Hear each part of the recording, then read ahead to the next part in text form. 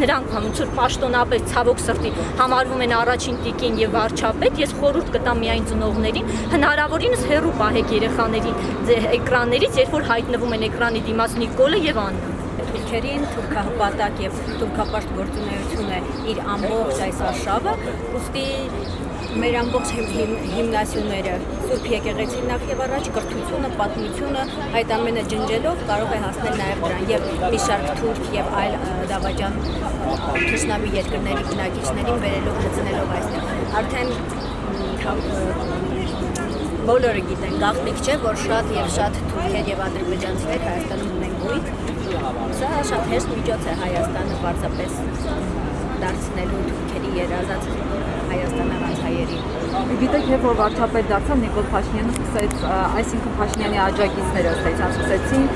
նոր Հայաստան, նոր կաթողիկոս շարժումը, որով պահանջում էին վեհափառին հանել, նոր կաթողիկոս կարգել։ Դրան հետևեց այն, որ Փաշինյանը հայտարարեց, որ հոգևոր էլիտային պիտի ծնկի բերել եւ իր խոսքերով քղամիդի հետևում չթաքնվեն հոգևորականները։ Այնուհետև եկեղեցին հարկելու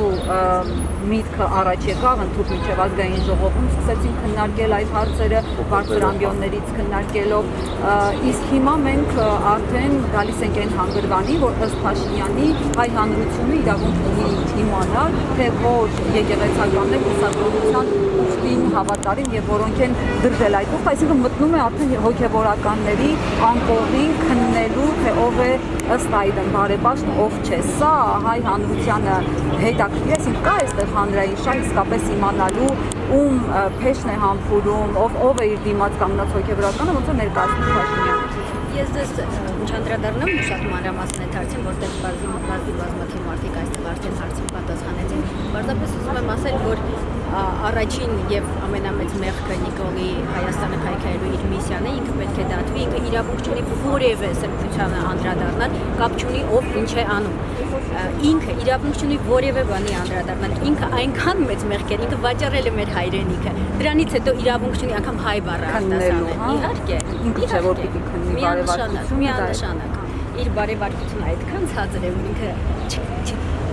չի կարող տեսնել ընդհանրապես իրականությունը եւ մեր սրբությունները մի հատ էլ դա քննել։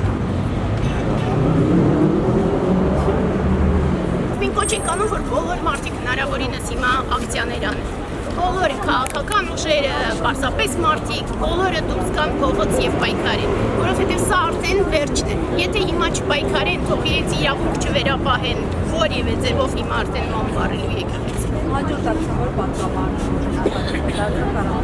դեռ չենք որոշել, բայց պիտի որոշենք։